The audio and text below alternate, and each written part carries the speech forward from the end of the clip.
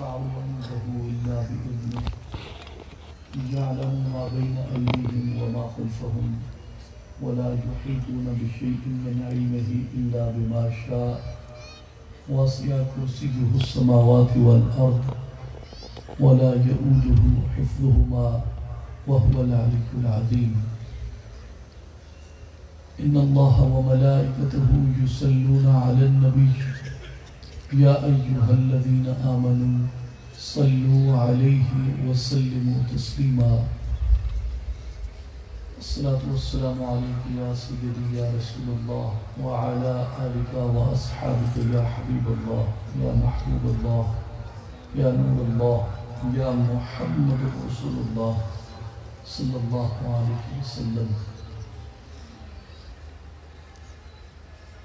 لوح بھی تو، قلم بھی تو، تیرا وجود الکتاب، گنبد آبگینہ رنگ تیرے محیط میں حباب، شوکت سنجر و سلیم تیرے جلال کی نمود، فقر جنید و بایزید تیرا جمال بے نقاب. یا رسول اللہ صلی اللہ علیہ وسلم، شوق تیرا اگر نہ ہو، شوق تیرا اگر نہ ہو میری نماز کا امام، میرے قیام بھی حجاب، میرے سجود بھی حجاب. قیام ہو، سجود ہو، رکوع ہو اور دیگر عبادات ہوں، ان کا حقیقی لطف اسی وقت مومن کے قلب میں داخل ہوتا ہے جب مومن کا دل مصطفیٰ کریم صلی اللہ علیہ وآلہ وسلم کے عشق اور محبت سے جگمگا رہا ہو. اور آج میں اسی حوالے سے کچھ آپ سے گزارشات کروں گا اور جس موضوع پہ عرض کروں گا وہ تھوڑا روٹین سے مختلف ہے اور بنیادی طور پہ ایک رواج کا ذکر ہم کریں گے. اور وہ رواج جس طریقے سے مختلف قبائل ہوتے ہیں، قبیلوں کے اپنے اپنے رواج ہوتے ہیں، برادریاں ہوتی ہیں، برادریوں کے اپنے رواج ہوتے ہیں، اور جو ان برادریوں کے لوگ ہوتے ہیں ان رواجوں کے پابند ہوتے ہیں. اسی طرح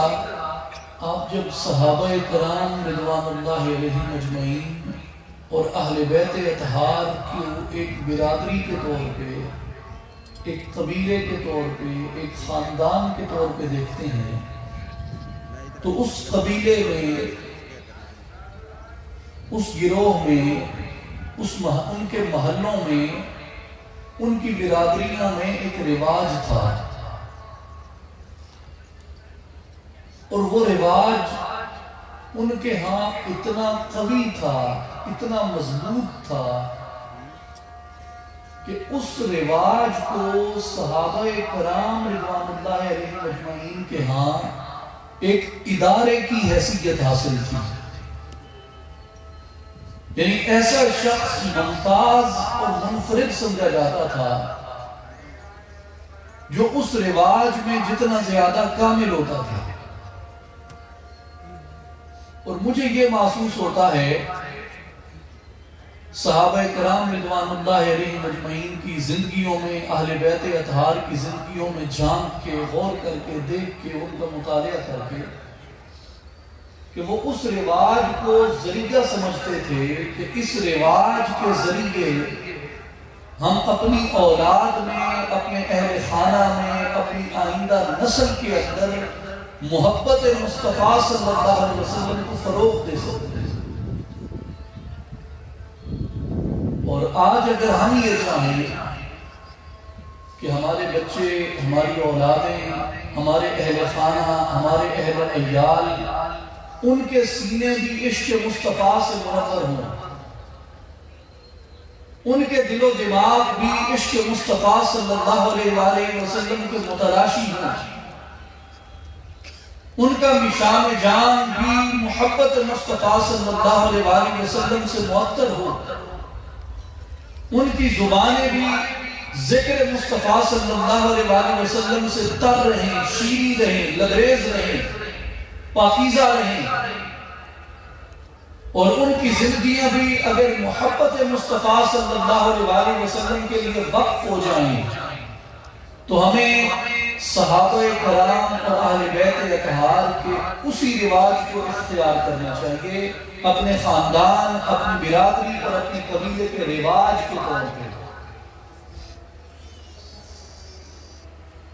اور وہ رواج کیا عجیب تھا اور کیا منفرد تھا۔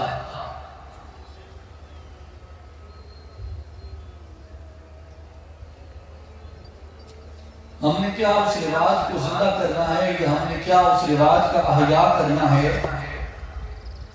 ہمارے لیے تو اتنا کافی ہے کہ اس رواج سے ہم خود زندہ ہو جائیں، اس رواج سے ہم خود اپنے مردہ دلوں کو زندگی بخش سکیں، اور بالخصوص تربیت اولاد کے لیے میرے نزدیک ان کے اندر عشق مصطفیٰ کا جذبہ اجاگر کرنے کے لیے اس سے زیادہ بہتر اور مناسب شاید کوئی طریق اور طریقہ آپ کو نہ ملے۔ اور میں اس موضوع پہ بھی آتا ہوں، لیکن اس سے پہلے میں ایک تمہیدی گزارش کر رہا ہوں کہ اپنی اولاد کے متعلق اپنے آپ کو اگنورنس کا شکار نہ کریں۔ ایک چیز ہے جسے تجاہل عارفانہ کہا جاتا ہے کہ جس کے متعلق آپ جانتے ہیں، بوجھتے ہیں، سمجھتے ہیں، لیکن اس کو آپ اگنور کرتے ہیں، اس حقیقت کو، اس کی اہمیت کو آپ کوئی توجہ نہیں دیتے، ہم کوئی توجہ نہیں دیتے، اس کو تجاہل عارفانہ کہا جاتا ہے، اور اس کے اوپر از روئے کتاب اور از روئے سنت بندے کے اوپر پرسش ہوگی کہ ہم نے جس رعیت کا تم کو امیر بنایا تھا اس رعیت کے ساتھ تم نے کیسا سلوک کیا۔ اور حدیث مبارک ہے، سرکار دو عالم صلی اللہ علیہ وسلم نے فرمایا کہ وَالرَّجُلُ رَاعٍ فِي أَهْلِهِ وَهُوَ مَسْئُولٌ عَنْ رَعِيَّتِهِ، کہ جو مرد ہے وہ اپنے اہل خانہ کا امیر ہوتا ہے، ان کا سردار ہوتا ہے، اور اس سے پرسش کی جائے گی، اس سے پوچھا جائے گا کہ اس نے اپنی اولاد اور اپنے گھر والوں کی تربیت کیسی کی تھی۔ قرآن مجید میں اللہ تبارک و تعالیٰ نے سورہ تحریم میں اس بات کی طرف مسلمانوں کی توجہ دلائی کہ یا ایھا الذین آمنوا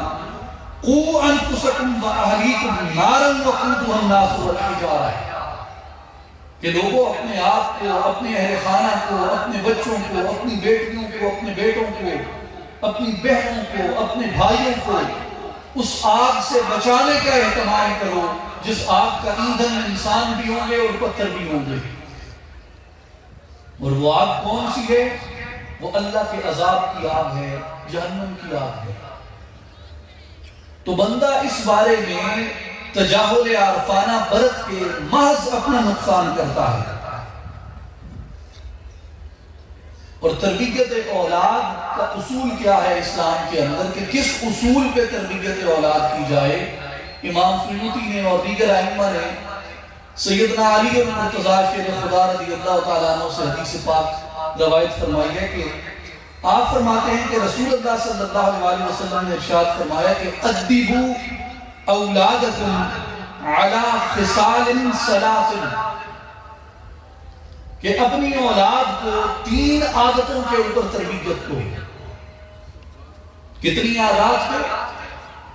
3 عادات پہ، 3 عادتوں پہ، 3 خصلتوں پہ، 3 خصائل پہ اپنی اولاد کو تربیت دو۔ پہلی، علی حب نبیکم، ان کے وجود کے اندر اپنے نبی کی محبت کو پیدا کریں، اپنی اولاد کے وجود کے اندر اپنے نبی کی محبت کو پیدا کریں، اس لیے کہ حب نبی وہ پہلا اور بنیادی قرینہ ہے اور وہ پہلی اور بنیادی بیج ہے جس بیج سے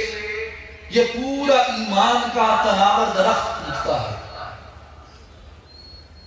اگر اسی بیج کو زنگ لگ جائے، اسی بیج کو اگر بیماری لگ جائے تو ایمان کا وہ سارا درخت مرجھا جاتا ہے۔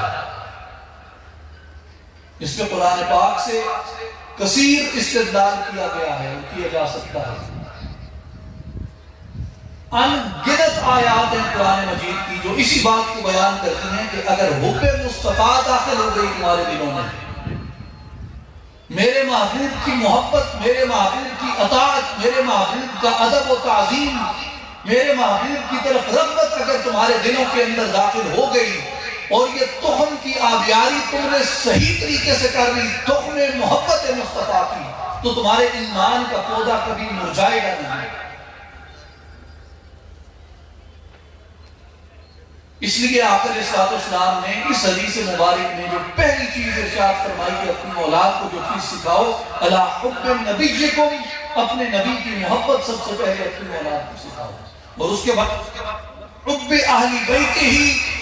اور اپنے حبیب کے اہل بیت کی محبت اپنی اولاد کو سکھاؤ، وعلی قراءۃ القرآن، اور اپنے بچوں کو قرآن کی قرأت اور قرآن کے آداب اور قرآن کی تعلیم اور تلقین سے آشنا کریں۔ اور جو پہلی چیز ارشاد فرمائی وہ حب نبی ہے۔ لوگ کہتے ہیں کہ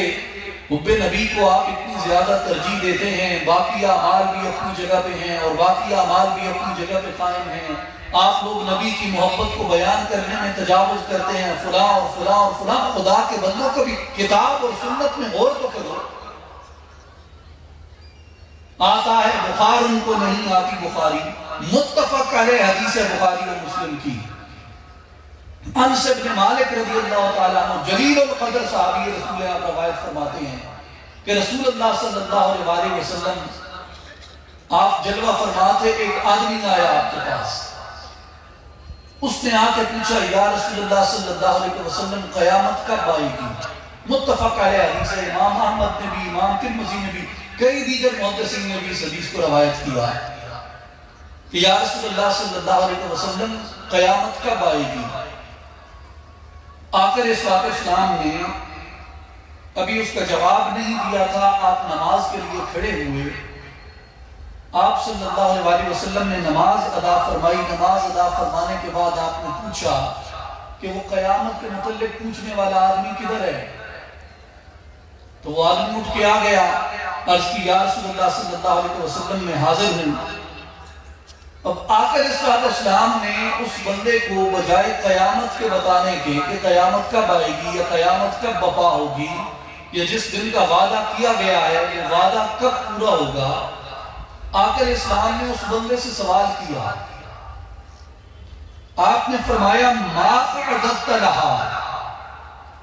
تو قیامت کے متعلق پوچھ تو رہا ہے، مجھے یہ بتا کہ تو نے قیامت کی تیاری کیا کی ہے؟ قیامت کا پوچھ رہا ہے، قیامت دیکھنے کا شوق ہے، یہ قیامت جاننے کا شوق ہے، تو نے قیامت کے دن کی تیاری کیا کی ہے؟ اب صحابی رسول کے جواب سنے، متفق علیہ حدیث بخاری اور مسلم کی، کئی محدثین نے بھی اس کو روایت کیا، حدیث صحیح ہے۔ انس بن مالک رضی اللہ عنہ روایت کرتے ہیں، اس آدمی نے عرض کی یا رسول اللہ صلی اللہ علیہ وسلم ما اعددت لها کبیر الصلاة ولا صوم، یا رسول اللہ صلی اللہ علیہ وسلم تیاری میں میرے پاس بہت زیادہ نمازیں نہیں ہیں اور بہت زیادہ روزے بھی میرے پاس نہیں ہیں، یعنی اعمال میرے پاس کوئی اتنی کثرت سے نہیں ہیں، الا انی احب اللہ ورسولہ، لیکن یا رسول اللہ اتنا سامان میرے پاس ہے کہ میں اللہ اور اس کے رسول سے محبت کرتا ہوں، اللہ سے اور اس کے رسول سے محبت کرتا ہوں۔ جیسے ہی اس آدمی کا یہ جواب سرکار دو عالم صلی اللہ علیہ وسلم نے سنا، انس بن مالک رضی اللہ تعالیٰ عنہ فرماتے ہیں کہ آقا علیہ السلام نے اس آدمی کی طرف نگاہ فرمائی اور اسے متوجہ کر کے فرمایا، آپ نے فرمایا کہ آدمی اسی کے ساتھ کھڑا کیا جائے گا جس کے ساتھ وہ اس دنیا میں محبت کرتا ہوگا، اسی کے ساتھ کھڑا کیا جائے گا جس کے ساتھ وہ اس دنیا میں محبت کرتا ہوگا۔ اور انس بن مالک رضی اللہ تعالیٰ عنہ فرماتے ہیں کہ فما رأیت فرح المسلمون بعد الاسلام فرحهم بهذا، کہ جب سے حضور علیہ السلام نے کی بعثت ہوئی، آپ نے اپنی نبوت کا اعلان فرمایا، آپ نے لوگوں کو دین حق کی طرف دعوت دینے کا آغاز فرمایا، اس دن سے لے کے اس دن تک جس دن یہ حدیث مبارک سرکار نے فرمائی، آپ نے فرمایا کہ میں نے مسلمانوں کو اتنا خوش کبھی نہ دیکھا جتنا خوش میں نے اس بات پہ دیکھا کہ اس کے ساتھ اٹھائے جاؤ گے جس سے محبت کرتے ہو گے۔ اب صحابی رسول کے یہ کہنے کا مطلب نہیں تھا کہ میرے دامن میں نمازیں ہیں ہی نہیں، میرے دامن میں روزے نہیں ہیں، میرے دامن میں صدقات نہیں ہیں، میرے دامن میں دیگر عبادات نہیں ہیں۔ ان کے دامن، ان کی جھولیاں نمازوں سے بھری ہوتی تھی، ان کی جھولیاں روزوں سے بھری ہوتی تھی، ان کی جھولیاں صدقات سے بھری ہوتی تھی، ان کے اعمال ہمیشہ نوافل سے، تسبیحات سے، ذکر سے، ان چیزوں سے بھرے ہوتے تھے۔ مگر صحابی رسول کے کہنے کا مقصد اور مدعا یہ تھا کہ یا رسول اللہ نمازیں ہیں مگر اپنی نمازوں کی قبولیت کا یقین نہیں، روزے ہیں مگر روزوں کی قبولیت کا یقین نہیں، صدقات ہیں مگر ان کی قبولیت کا یقین نہیں۔ یا رسول اللہ ایک عمل ایسا ہے جس کی قبولیت کا یقین رکھتا ہوں اور وہ عمل آپ کی ذات گرامی سے محبت کا عمل ہے۔ گویا جسے محبت مصطفیٰ نصیب ہو جائے، آقا اسلام کی محبت سے جس کا دل سرشار ہو جائے، اس کا وجود دیگر تمام اعمال کو بھی قبولیت کا درجہ عطا کر دیتا ہے۔ اس کے وجود کی تمام عبادات مقبول ہو جاتی ہیں اس بنیاد پہ کہ وہ اپنے آقا اور مولا سے محبت کرتا ہے۔ اور ایک میں عجیب حدیث آپ کو سناؤں، میں بھی سیاہکار ہوں، میں بھی خطا کار ہوں، اللہ تعالیٰ ہم سب کے گناہ معاف فرمائے۔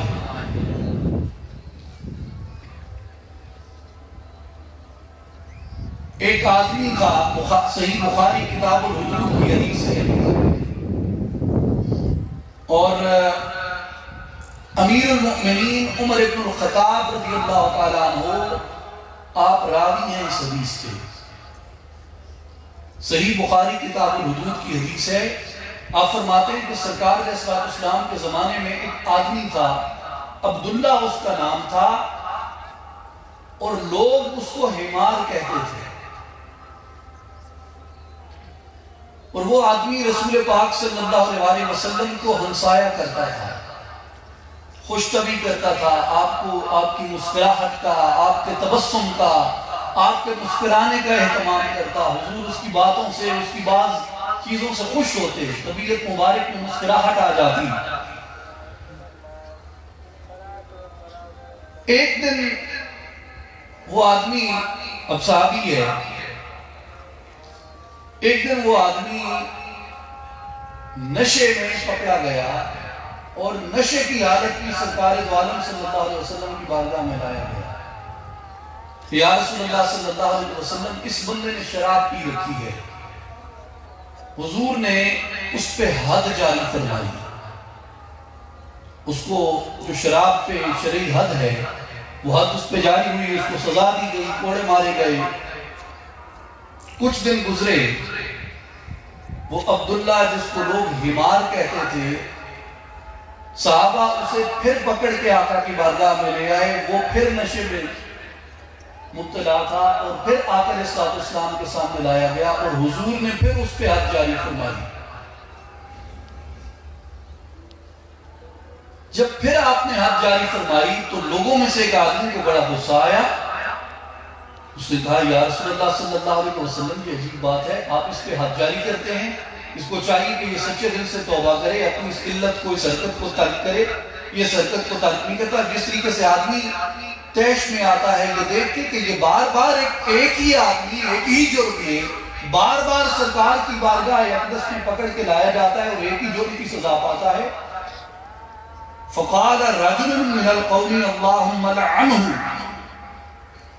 ما اکثر ما یقطع به. اس نے کہا اللہ کی لعنت ہو اس آدمی سے، ایک ہی جرم میں بار بار پکڑ کے یہاں پہ لایا جاتا ہے. جیسے ہی اس آدمی نے کہا کہ اللہ کی لعنت ہو اس آدمی پہ، سرکار دو عالم صلی اللہ علیہ وسلم نے لعنت کرنے والے کی طرف دیکھا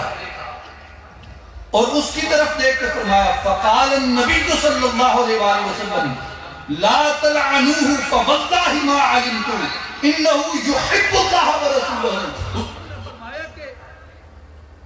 آقا اسلام نے فرمایا کہ لوگوں یہ درست ہے کہ یہ گناہگار ہے، گناہ میں پکڑا جا چکا ہے، اس پہ حد اور تعزیر لاگو ہوگی، مگر اس بندے پہ لعنت نہ کرو اس لیے کہ یہ اللہ اور اس کے رسول سے محبت کرتا ہے. گناہ اپنی جگہ، خطا اپنی جگہ، لفظش اپنی جگہ، غلطی اپنی جگہ، شریعت کی حدود سے تجاوز اپنی جگہ، مگر فرمایا کہ اس کے دل میں میری محبت میں کمی تو نہیں آئی، اس کا دل میری محبت سے اکتایا تو نہیں، اس کا دل مجھے ابھی بھی اپنی محبت سے سرشار نظر آتا ہے. لہذا گناہگار ہوا تو کیا ہوا؟ ایسے آدمی کو لعنت نہ کہو، ایسے آدمی پہ لعنت نہیں ہو سکتی جس آدمی کا سینہ محبت مصطفیٰ سے روشن ہو جائے. صحیح بخاری کتاب الحدود کی حدیث ہے. گویا جو ایمان کی شرط ہے، جو ایمان کی شرط ہے، ایمان کی شرط اولی محبت مصطفیٰ ہے. محمد کی محبت دین حق کی شرط اول ہے. اسی میں ہو اگر خامی تو سب کچھ نامکمل ہے. اگر حضور کی محبت کامل طریقے سے جاگزین نہ ہو وجود کے اندر تو پھر کچھ بھی باقی نہیں رہتا، پھر تمام چیزیں وہ رسم و رواج کی حیثیت میں رہ جاتی ہیں. اسی لیے اقبال رحمۃ اللہ علیہ کہتے ہیں کہ اگر ہو عشق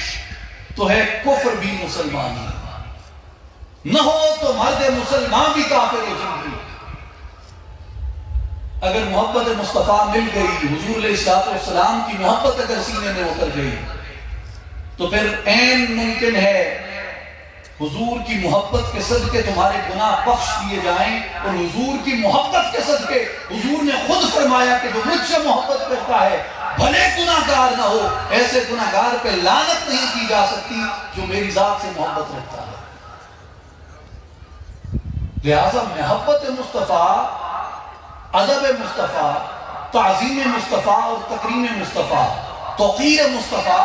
یہ اولین شرط ہے ایمان کی. حضور صلی اللہ علیہ وسلم نے یہ بھی ارشاد فرمایا کہ لا یؤمن احدکم حتی اکون احب الیہ من والدہ وولدہ والناس اجمعین.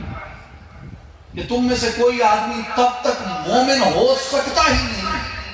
امکان ہی نہیں کہ اس کا ایمان پائے تکمیل کو پہنچ جائے، جو آدمی اپنے والدین سے بڑھ کر، اپنی اولاد سے بڑھ کر،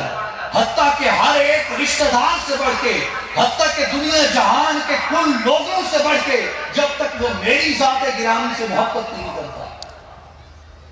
گویا جہاں محبت انسان اپنے والدین سے کرتا ہے، بہن بھائیوں سے کرتا ہے، اولاد سے کرتا ہے، رشتہ داروں سے کرتا ہے، وہ تمام کی تمام محبتیں اپنی جگہ، مگر فرمایا کہ محبت مصطفیٰ ان تمام محبتوں سے اولا و اعلیٰ ہونی چاہیے تمہارے دل کے اندر. اس لیے سرکار دو عالم صلی اللہ علیہ وسلم کی جو محبت ہے وہ بندے کے ایمان کی شرط اول بھی ہے، اور اس کے بغیر ایمان کی تکمیل بھی نہیں ہو سکتی. اس لیے کہا جاتا ہے کہ جس طرح سرکار دو عالم صلی اللہ علیہ وسلم کو اللہ تعالیٰ نے مقامات کی کثرت عطا فرمائی، رفعتوں کی کثرت عطا فرمائی، اللہ تعالیٰ نے آقا علیہ السلام کو مقامات کی بلندیوں میں کثرت عطا فرمائی، اسی طرح اللہ تبارک و تعالیٰ نے اس کثرت کے تصدق اور طفیل آقا علیہ السلام کی امت کے دلوں کو محبت مصطفیٰ میں بھی کثرت کا حکم عطا فرمایا کہ جس طرح میرے حبیب کی عظمت کی حد نہیں ہے، میرے حبیب کی عظمت کی انتہا نہیں ہے، اسی طرح میرے حبیب سے جس طرح محبت کی جائے اس محبت کا بھی دوسرا کنارہ نہیں ہونا چاہیے۔ یہ بنیادی وصف ہے مومن کا کہ وہ سرکار دو عالم صلی اللہ علیہ وسلم کی ذات گرامی سے بے پناہ محبت کرتا ہے اور ٹوٹ کے محبت کرتا ہے، اور جس سے محبت کی جاتی ہے آقا علیہ السلام کا ارشاد گرامی ہے من احب شیئا اکثر ذکرہ، جس سے محبت کی جائے پھر اس کا ذکر کثرت سے کیا جاتا ہے، جس سے محبت ہو اس کا ذکر کثرت سے کیا جاتا ہے، بار بار کیا جاتا ہے، بتکرار کیا جاتا ہے۔ جیسے شیخ کامل شیخ امام اعلی حضرت امام احمد رضا خان رحمۃ اللہ علیہ فرماتے ہیں کہ یا رسول اللہ کی کثرت کیجئے۔ ایک اس کا مفہوم اس کے گزشتہ مصرے سے منسوب ہے، ایک اس کا مفہوم یہ بھی ہے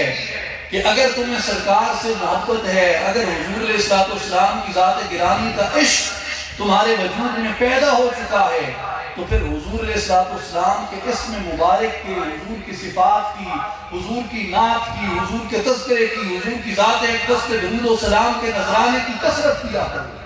اس لیے کہ کثرت ذکر مصطفیٰ محبت مصطفیٰ کی علامت ہے، کثرت ذکر رسول محبت رسول کی علامت ہے، کثرت ذکر نبی صلی اللہ علیہ وسلم کی محبت کی علامت ہے۔ اور تمام ائمہ دین کا یہی منہج ہے، وَمِنْ عَلَامَاتِ مُحَبَّةِ النَّبِيِّ کثرت ذکر ہی لہو، حضور علیہ السلام کی محبت کی اولین علامات میں سے یہ ہے کہ جو حضور سے محبت کرتا ہے وہ حضور کا ذکر کثرت سے کرتا ہے، اکثر حضور کا ذکر کرتا ہے، کسی بہانے سے، کسی ذریعے سے، کسی وسیلے سے، کسی عذر سے، کسی ہیلے سے بار بار ذکر کرے گا، اس لیے کہ سرکار کی چاہت اسے پسند ہے۔ اور اب آئیں اس رواج کی طرف جس سے پہلے مقدمے میں یہ واضح ہو گیا کہ حضور علیہ السلام کی محبت ہی اصل ایمان ہے، اور دوسری بات کہ سرکار دو عالم صلی اللہ علیہ وسلم کے صحابہ کرام رضوان اللہ علیہم اجمعین آقا علیہ السلام کی ذات گرامی سے بڑھ کر کسی سے محبت نہیں کرتے تھے، اور جو رواج تھا وہ کثرت ذکر مصطفیٰ کا، کہ اکثر آقا علیہ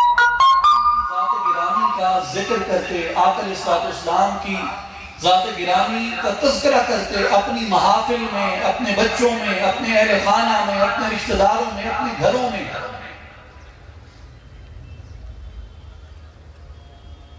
اور اس رواج میں ایک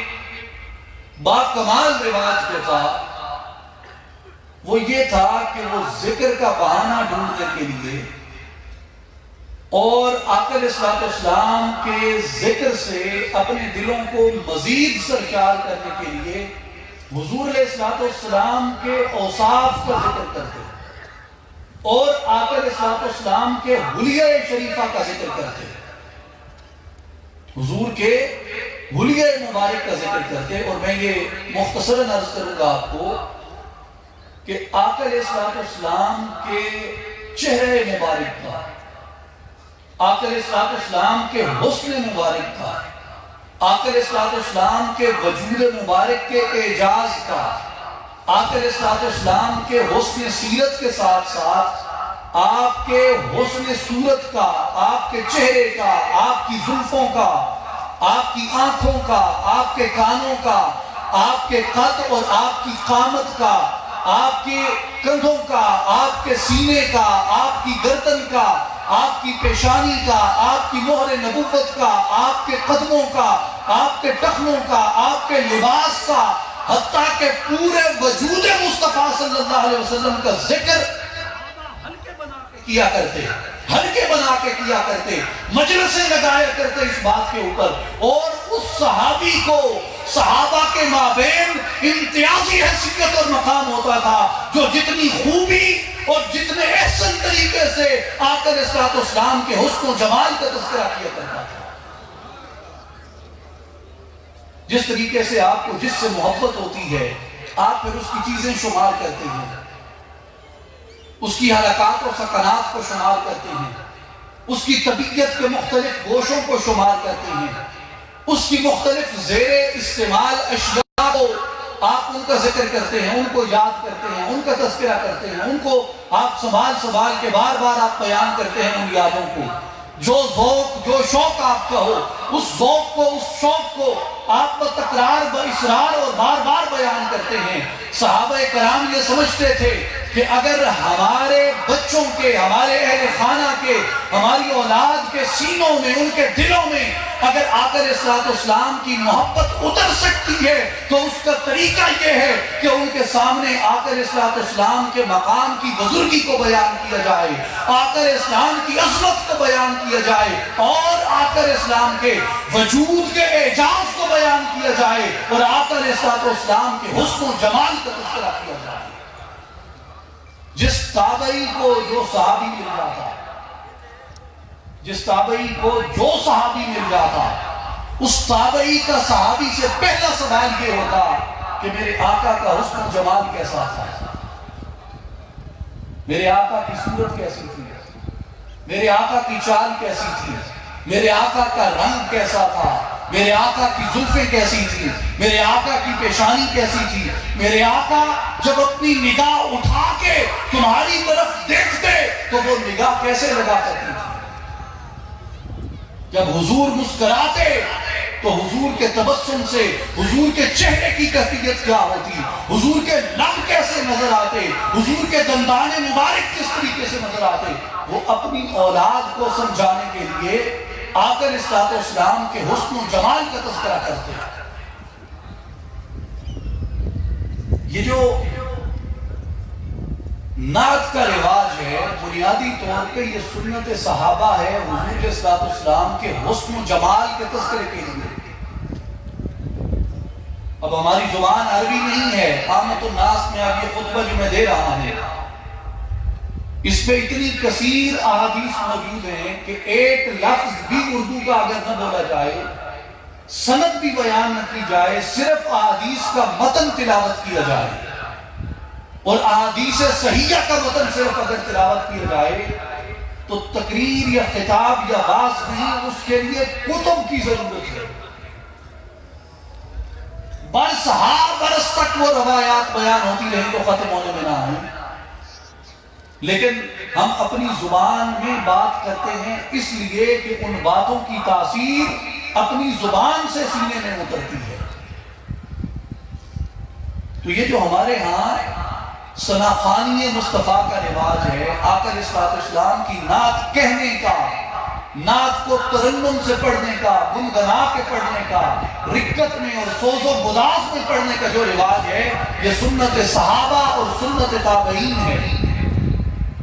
اور نعت میں آقا علیہ السلام کے حسن و جمال کا تذکرہ کرنا یہ اہل بیت اور صحابہ و تابعین کی سنت ہے اور اس امت کا عظیم ترین رواج اور کلچر تھا. اس لیے کہ بعض دفعہ آدمی کی طبیعت کسی بات پہ مائل ہوتی ہے، بعض دفعہ طبیعت کسی بات پہ مائل ہوتی ہے، بعض دفعہ طبیعت جوش خطابت سننے پہ مائل ہوتی ہے، بعض دفعہ طبیعت خوش الہانی سننے پہ مائل ہوتی ہے، بعض دفعہ طبیعت ترنم سننے پہ مائل ہوتی ہے. تو اللہ تعالیٰ نے اس امت کو سارے ذرائع عطا کر دیے. اگر مطالعہ کرنا چاہو تو کتب سیرت موجود ہیں، اگر ترنم سے سننا چاہو تو اللہ نے خوش الہان نعت خوان پیدا فرما دیے، اور اگر اس کو تحقیقی انداز میں سننا چاہو تو اللہ تعالیٰ نے اپنی امت کے خدام کو یہ واعظ کی ڈیوٹی عطا فرما دی ہے. اس لیے اقبال کہتا ہے کہ گاہ بہیلا بھی مرد، کہ کبھی وہ ہیلے سے کھینچ کے لے جاتا ہے، گاہ بزور بھی کشد، کبھی وہ زور سے کھینچ کے لے جاتا ہے۔ عشق کی انتہا عجب، عشق کی ابتدا عجب، مگر ان سب وسیلوں کا، ان سب ہیلوں کا، ان سب بہانوں کا، اس سب عذر کا مدعا کیا ہے کہ میرے حبیب کا ذکر بلند ہوتا ہے۔ مقصد اس کا یہ ہے کہ میرے محبوب صلی اللہ علیہ وسلم کا تذکرہ، ان کے حسن و جمال کا تذکرہ تمہاری زبانوں پہ جاری رہے۔ جیسے جیسے وہ زبان پہ جاری رہتا ہے، دل اسی طرح سرکار کی طرف کھینچتا رہتا ہے، سرکار کی طرف مائل ہوتا رہتا ہے۔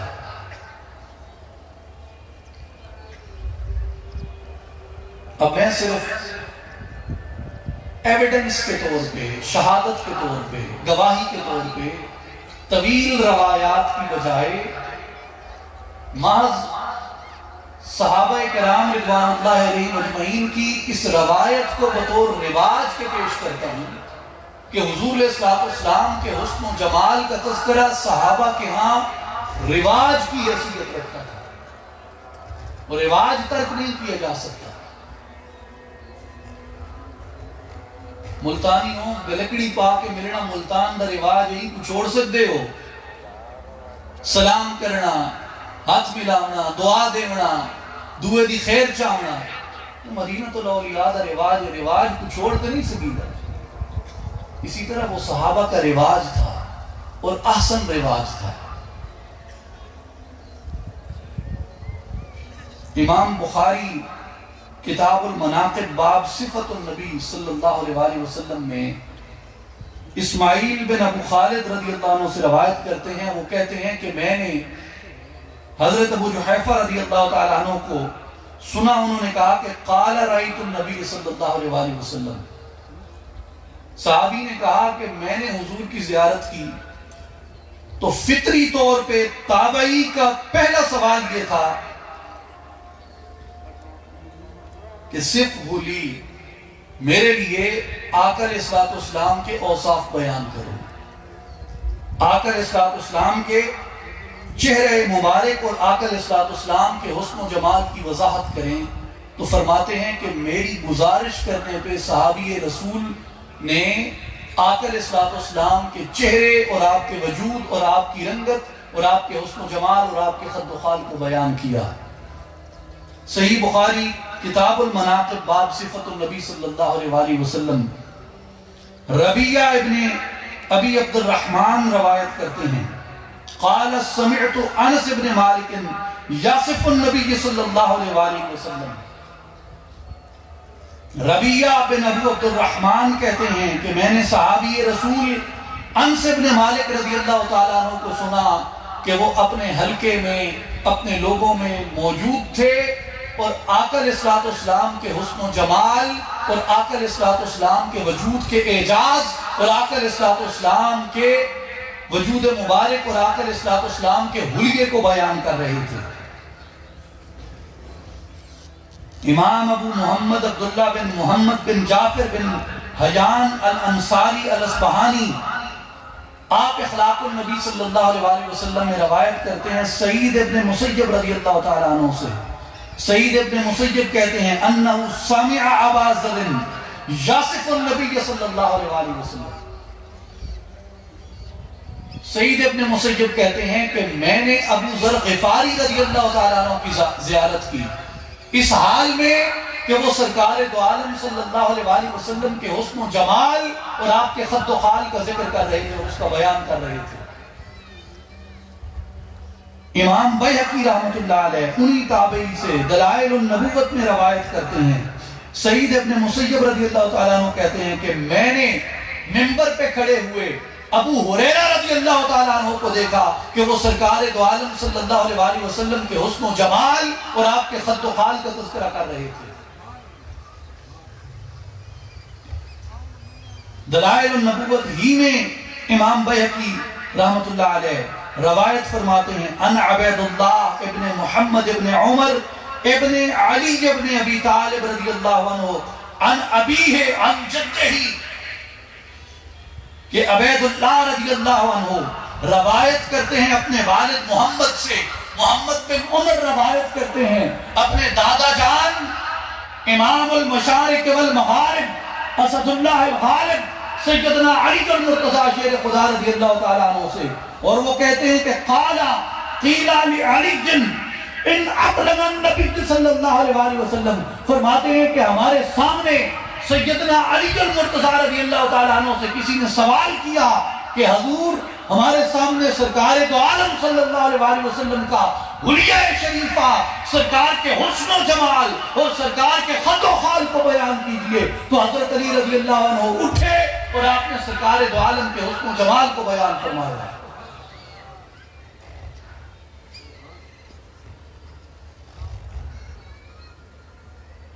امام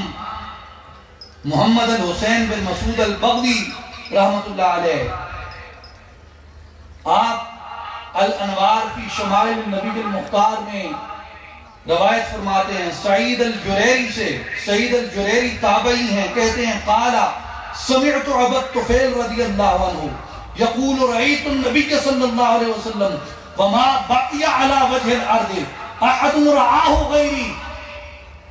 سعید الجریری بیان کرتے ہیں کہ میں نے ابو طفیل رضی اللہ تعالیٰ عنہ آخری صحابی رسول جو دنیا سے فوت ہوئے، کہتے ہیں میں نے ان کو دیکھا، انہوں نے مجھے کہا کہ میں نے سرکار دو عالم صلی اللہ علیہ وسلم کی زیارت کی ہے اور میں آخری آدمی اس وقت زمین پہ موجود ہوں جس نے اپنے آقا کی زیارت کی۔ قلت صفہ لی، میں نے صحابی سے پہلا سوال یہ کیا کہ میرے لیے حضور کے حسن و جمال کو بیان کیجیے۔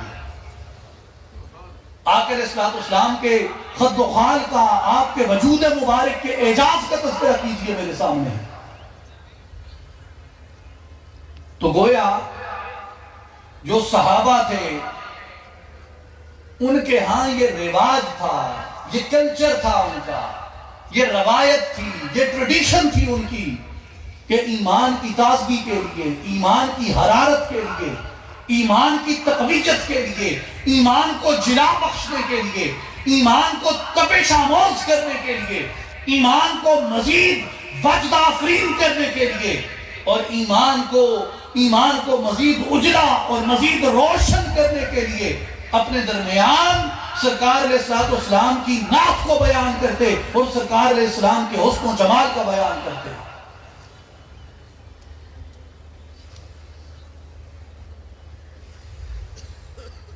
اسی طرح جلیل القدر صحابی رسول سیدنا عمر بن العاص رضی اللہ تعالیٰ عنہ کی بڑی باکمال روایت ہے جسے امام مسلم رحمت اللہ علیہ نے صحیح مسلم کتاب الایمان میں بیان فرمایا۔ وہ کہتے ہیں کہ جب وقت وصال آیا عمر بن العاص رضی اللہ عنہ کا، صحابہ ان کی خدمت میں حاضر ہوئے بیمار پرسی کے لیے، تیمارداری کے لیے، تو عمر بن العاص رو رہے تھے اونچا اونچا۔ تو صحابہ نے ان سے پوچھا کہ حضرت کیوں روتے ہیں آپ؟ کیا تکلیف ہے؟ کیا رنج ہے آپ کو؟ کیا دکھ ہے آپ کو؟ عمر بن العاص رضی اللہ تعالیٰ عنہ فرماتے ہیں مجھے ایک بات کے علاوہ کوئی رنج نہیں ہے۔ اس میں اب کئی نکات ہیں، میں صرف 2 نکات بیان کروں گا، ایک وہ جو اس گفتگو میں آ رہا ہے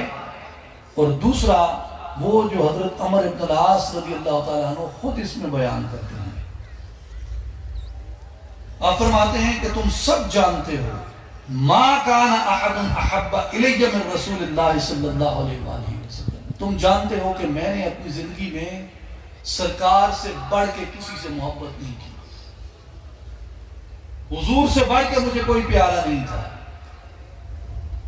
حضور سے بڑھ کے مجھے کوئی عزیز نہیں تھا۔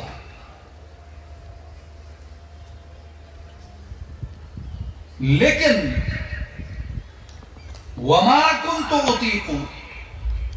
ان املا عيني منه اجلالا له۔ نعرہ تکبیر، نعرہ رسالت، نعرہ خلافت، نعرہ حیدری، نعرہ غوثیہ، نعرہ سلطانیہ، حضور جانشین سلطان الفقر حضرت سخی سلطان محمد علی صاحب، نعرہ سلطان सुल्तानिया, नारे सुल्तानिया। तमाम अहबाब तशरीफ रखें, अपनी नशिस्त में बैठ जाएं। हमारी खुशकिस्मती और खुशनसीबी है कि मुर्शिद माँ, कायद माँ, सरपरस्त आला इस्लाही जमात व आलमी तंजीमुल आरिफीन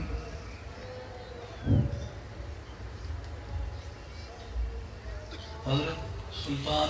मोहम्मद अली साहिब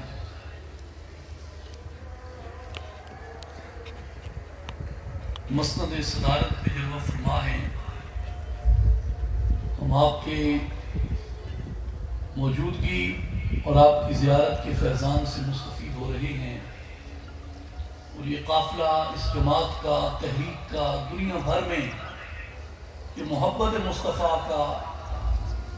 उल्फत मुस्तफ़ा का, मारफत अज़मत मुस्तफ़ा का, अदब व ताज़ीम व तकरीम मुस्तफ़ा का और तरबियत व इस्लाह नफ्स का ये पैगाम लेके दुनिया भर में आप ही की क़यादत में चल रहा है। और जहाँ हम बहुत चीज़ों में मायूसी का, जास का, कनूतियत का, हसरत का शिकार होते हैं, अल्हम्दुलिल्लाह वहीं जब हजूर मुर्शिद करीम हज़रत सुल्तान मोहम्मद अली साहिब की ज़ेर तरबियत इन जवानों को मुअद्दब देखते हैं, बा तहजीब देखते हैं, इश्क मुस्तफ़ा से सरशार देखते हैं, तो वो नाउमीदी उम्मीद और यकीन में बदल जाती है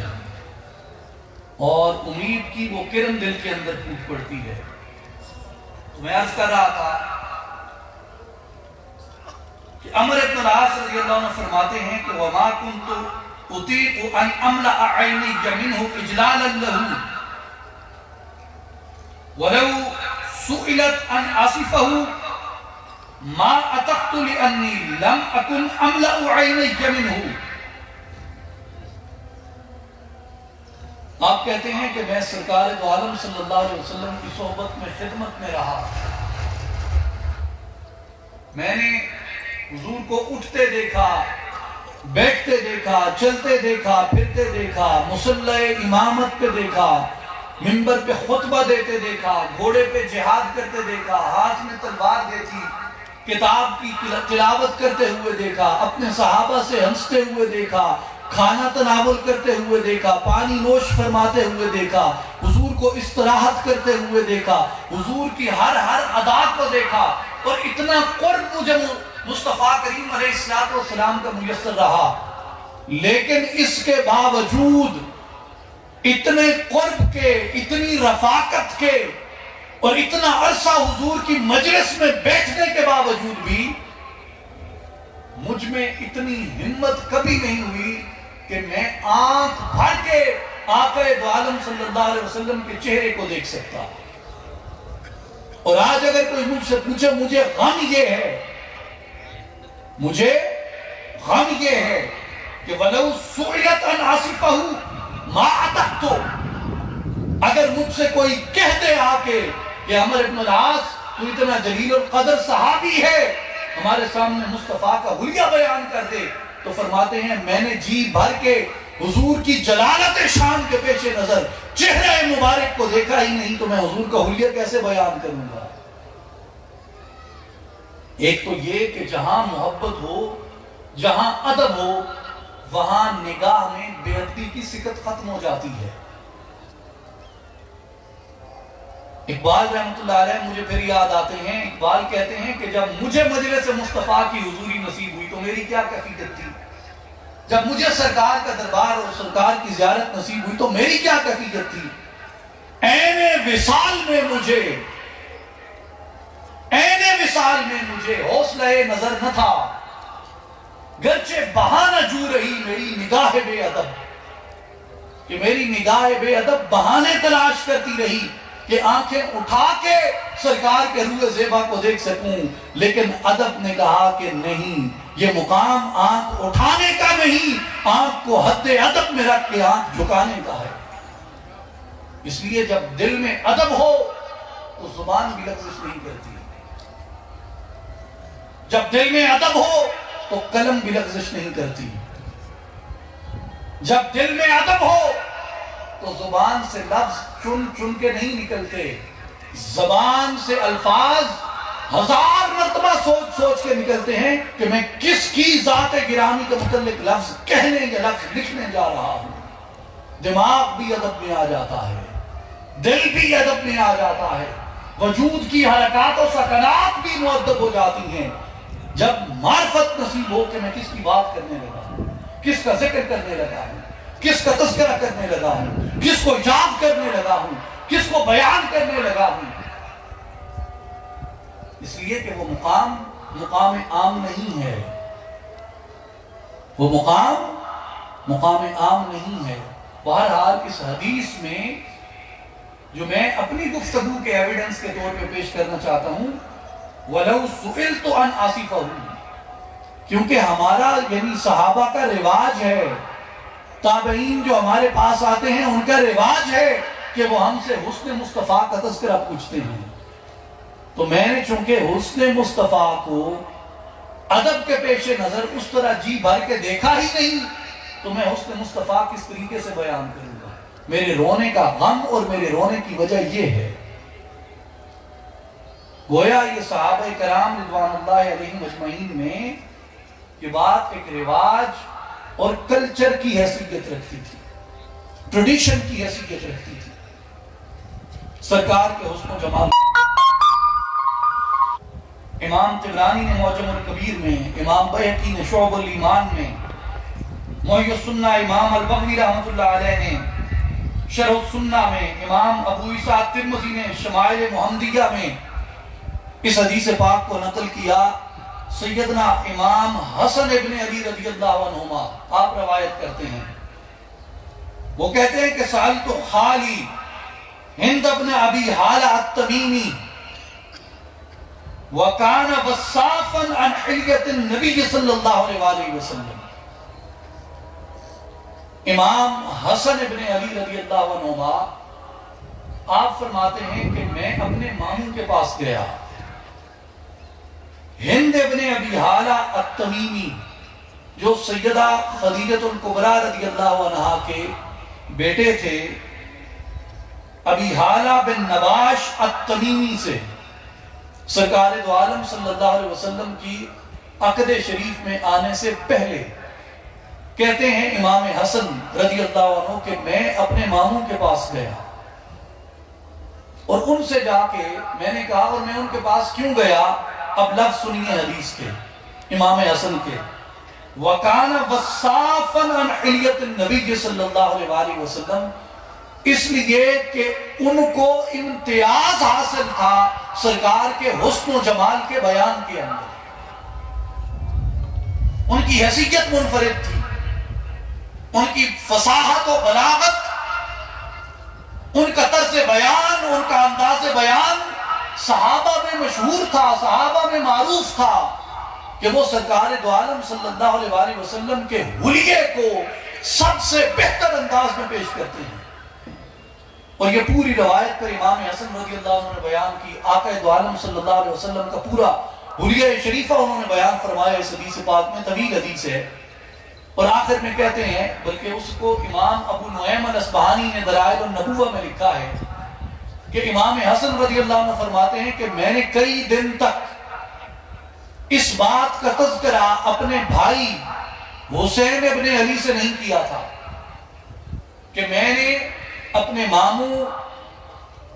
ہند ابن ابی حالہ التمیمی سے سرکار دو عالم صلی اللہ علیہ وسلم کے حسن و جمال کا اور سرکار کے حلیہ شریفہ کا تذکرہ سنا. کہتے ہیں میں نے کئی دن بعد امام حسین رضی اللہ عنہ سے ذکر کیا تو وہ میری طرف دیکھ کے کہنے لگے کہ بھائی جان میں آپ سے بہت پہلے ان سے پوچھ کے آ چکا ہوں اور میں نے سرکار دو عالم صلی اللہ علیہ وسلم کا حلیہ شریفہ اپنے والد گرامی سے بھی کئی بار سنا. تو اس کی وجہ کیا ہے؟ اس کی وجہ یہ ہے کہ آپ کے دل میں جس کی عزت اور عظمت ہوتی ہے وہ کسی نہ کسی ایک پہلو سے ہوتی ہے. اب کسی کا باپ خوبصورت ہو یا خوبصورت نہ ہو، گندمی رنگ کا ہو یا سیاہ رنگ کا ہو، اس کو باپ کی رنگت سے، باپ کی صورت سے، باپ کی دولت سے، باپ کی تعلیم اور تدریس سے،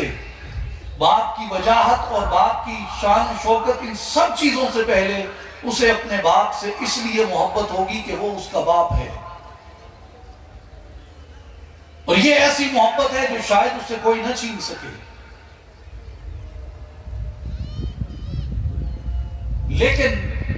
اس کے بعد محبت کے بعد دیگر تقاضے پیدا ہوتے ہیں. جب ایک بیٹے کو یہ معلوم ہو کہ صورت میں اور حسن و جمال میں بھی میرا باپ اپنے وقت میں اپنا ثانی نہیں رکھتا، تو اس کے دل میں اپنے باپ کا احترام اور محبت اور بڑھ جاتی ہے. اور پھر اسے یہ معلوم ہو کہ درس میں، تدریس میں، تعلیم میں، تلقین میں میرا والد یا میرا دادا یا میرا کوئی بھی رشتہ دار وہ یہ فلاں درجہ رکھتا ہے، تو اس کے دل میں اپنے بزرگوں کا احترام اور زیادہ جڑ پکڑ لیتا ہے اور زیادہ مضبوط ہو جاتا ہے. اور جب جیسے جیسے کسی کے آباء و اجداد کا تذکرہ، کسی کے بزرگوں کا تذکرہ اس کے سامنے جتنا زیادہ کیا جائے ان کے حسن کے بیان سے، اتنی زیادہ اس کے اندر رغبت اور محبت اور دلی لگاؤ اور جھکاؤ بڑھتا چلا جاتا ہے.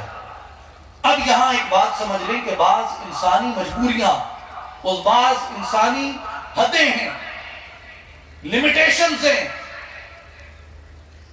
کہ ہر باپ میں تمام اوصاف یکجا نہیں ہو سکتے. اس لیے کہ بشر ہے، کسی نہ کسی جگہ پہ اپنے نقص کو ظاہر کرے گا. کہیں تربیت کا نقص رہ گیا تو وہ ظاہر ہوگا، کہیں نفسیات میں کوئی نقص رہ گیا تو وہ ظاہر ہوگا، کہیں روحانی اعتبار سے کوئی نقص رہ گیا تو وہ ظاہر ہوگا، کسی مقام پہ دنیاوی فیصلے میں کوئی نقص رہ گیا تو وہ ظاہر ہوگا، کسی مقام پہ شجرے میں حسب و نسب میں کوئی نقص رہ گیا تو وہ ظاہر ہوگا. کسی نہ کسی بشر میں کسی نہ کسی طرح سے کہیں نہ کہیں سے کوئی نہ کوئی نقص آ جاتا ہے کہ جہاں وہ جلالت شان ایک مقام پہ آ کے رک جاتی ہے. مگر اس فلک کے نیچے، اس زمین کے اوپر، اس کائنات کے اندر اللہ تعالیٰ نے ایک ہستی، ایک وجود، ایک نفس قدسیہ ایسا پیدا فرمایا ہے جس کے حسب و نسب میں کوئی نقص نہیں رکھا، جس کی سیرت میں کوئی نقص نہیں رکھا، جس کی صورت میں کوئی نقص نہیں رکھا، جس کے حسن میں، جس کے جلال میں، جس کے خد و خال میں، جس کی شان و شوکت میں، جس کی ہیبت میں، جس کے فیصلوں میں، جس کی تعلیم میں، جس کی تدریس میں، جس کے لفظوں میں، جس کے بیان میں، جس کے چلنے میں، جس کے بیٹھنے میں، جس کے بولنے میں، جس کے دیکھنے میں کوئی نقص نہیں رکھا. جب ایک امتی کو پتہ چلتا ہے کہ میں ایسی ذات گرامی کا کلمہ پڑھتا ہوں جن کو اللہ نے ہر نقص سے، ہر عیب سے، ہر غلطی سے پاک اور مبرہ پیدا کیا ہے، امتی کی محبت جو فرش پہ ہوتی ہے وہ محبت اپنی رفت میں عرش پہ جا پہنچتی ہے.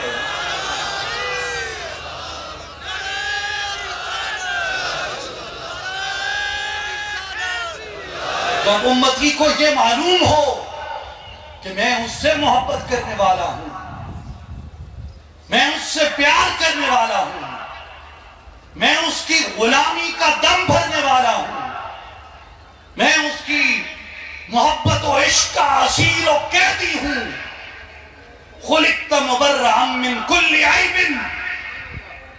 جس کو میرے پروردگار نے ہر عیب سے پاک پیدا کیا ہے، تو پھر امتی کی رغبت، اس کا لگاؤ اور ان سب چیزوں سے بڑھ کے اس کی کمٹمنٹ اپنی محبوب ترین ہستی کے ساتھ وہ غیر متزلزل ہو جاتی ہے. زمانے کے طوفان اور ملامت کرنے والوں کی ملامتیں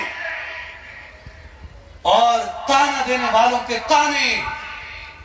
اس کی محبت میں رکاوٹ نہیں بن سکتے. آج میرے بھائی اور بزرگوں، یہ لازم ہے ہمارے اوپر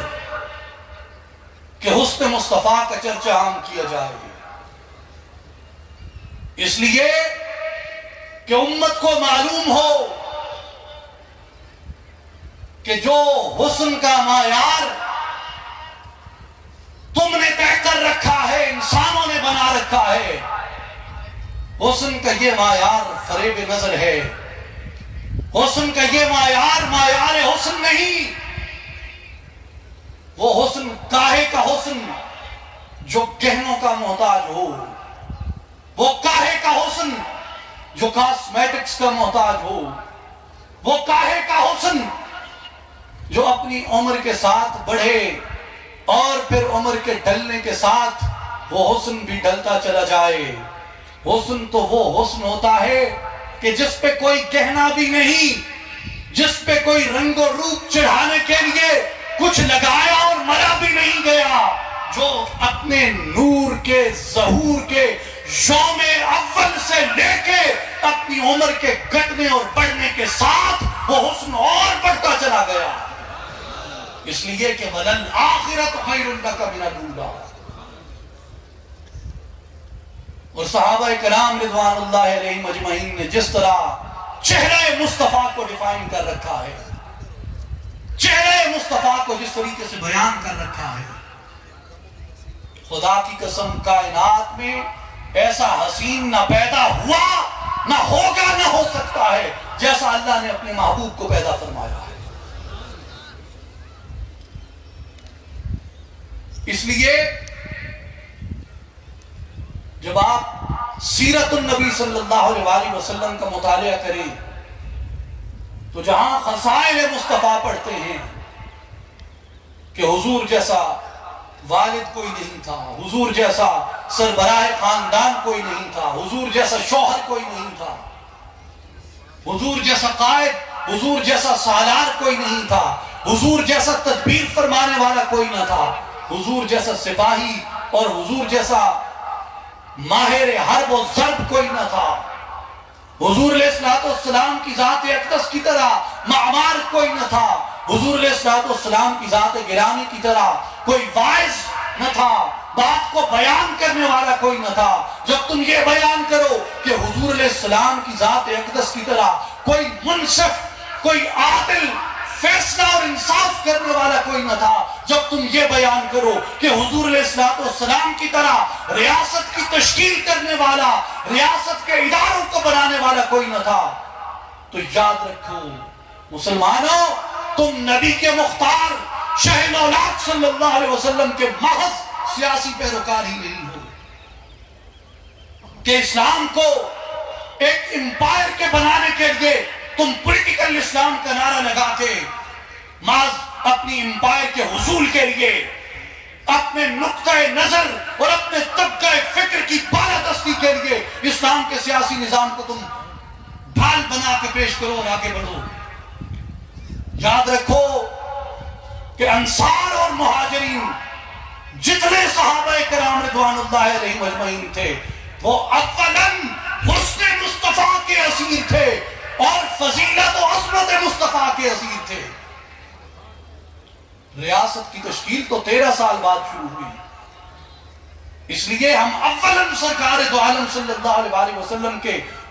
حسن ازلی کے قیدی ہیں، حسن ابدی کے قیدی ہیں، اس کے اسیر ہیں، اور آقا اسلام کی عظمت نبوت کے اسیر اور عظمت نبوت کے پیروکار ہیں، اور آقا اسلام کے مقام روحانی اور حضور کے فضائل روحانی کے پیروکار ہیں، حضور کے شمائل اعجاز وجود کے پیروکار ہیں۔ اور جب یہ ساری پیروکاری، جب یہ ساری محبت وجود میں اتر جاتی ہے، اس کے بعد لازم آتا ہے کہ اب حضور علیہ السلام نے جو نظام زندگی عطا فرمایا، اس نظام زندگی کی عملی تشکیل کی جدوجہد کی جائے۔ اس لیے اقبال نے کہا کہ جلال بادشاہی ہو کہ جمہوری تماشا ہو، جدا ہو دین سیاست سے تو رہ جاتی ہے چنگیزی۔ اس کی ایک نئی تشریح سن لو، دین کیا ہے؟ اقبال سے پوچھو۔ اقبال کہتا ہے کہ بمصطفیٰ بلسان خیشرا کے دین ہم اوست، اگر باؤن رسیدی تمام بولا بیست. دین کیا ہے؟ حضور علیہ السلام کی ذات گرامی تک پہنچنا ہی تمام کا تمام دین ہے. اگر حضور تک نہ پہنچے تو تمام بولا بھی ہے، تمہیں دین کی خوشبو تک نہیں لگی، دین کی کرن نے بھی تمہارے وجود کو نہیں چھوا. آفتاب دین تو دور کی بات ہے. اس لیے سب سے پہلے حضور علیہ السلام کی ذات گرامی سے اپنے اس تعلق روحانی کو مضبوط کرو جس کی بنیاد آخر اسلام کے فضائل اور آخر اسلام کے شمائل پہ ہے. حسن مصطفیٰ کا چرچا عام کیا جائے، عظمت مصطفیٰ، شرف مصطفیٰ کا تذکرہ عام کیا جائے، نورانیت مصطفیٰ کا چرچا عام کیا جائے. کل عالم پہ، کل مخلوقات پہ آخر اسلام کی عظمت جو اللہ نے اور خالق نے خود قائم فرمائی ہے، حضور علیہ السلام کی اس عظمت کا چرچا عام کیا جائے. جب وہ چیز جاگزین ہوگی امت کے دل کے اندر تو پھر کسی کو اکسانے یا کسی کو مشتعل کرنے کی ضرورت نہیں ہے. یہ اپنی کمٹمنٹ سے یہ امت اٹھتی ہے، اپنے اندر کی قوت سے یہ امت اٹھتی ہے. اس لیے آقا علیہ السلام کی ذات گرامی سے محبت ایمان کی ابتدا بھی یہی ہے اور ایمان کی انتہا بھی یہی ہے. شروع بھی یہیں سے ہوتا ہے ایمان اور ختم بھی محبت مصطفیٰ پہ ہوتا ہے. محمد کی محبت دین حق کی شرط اول ہے. اسی میں ہو اگر خامی تو سب کچھ نامکمل ہے. کہ محمد سے وفا تو نے تو ہم تیرے ہیں، یہ جہاں چیز ہے کیا لوح و قلم تیرے ہیں. محمد کی غلامی ہے سند آزاد ہونے کی، خدا کے دامن توحید میں آباد ہونے کی. خدا نائے سبل ختم الرسل مولا کل جس نے غبار راہ کو بخشا فروغ وادی سینہ. نگاہ عشق و مستی میں وہی اول وہی آخر، وہی قرآن وہی فرقان، وہی یاسین وہی طٰہٰ. بے بسم اللہ اسم اللہ دا اے بھی گہنا بھارا ہوں. نال شفاعت سرور عالم چھٹسی عالم سارا ہوں. حدوں بے حد درود نبی تے جس دا ایک پسارا ہوں. میں قربان تنہا تو باہو جنا ملیا نبی سہارا ہوں. وآخر دعوانا ان الحمدللہ رب العالمین.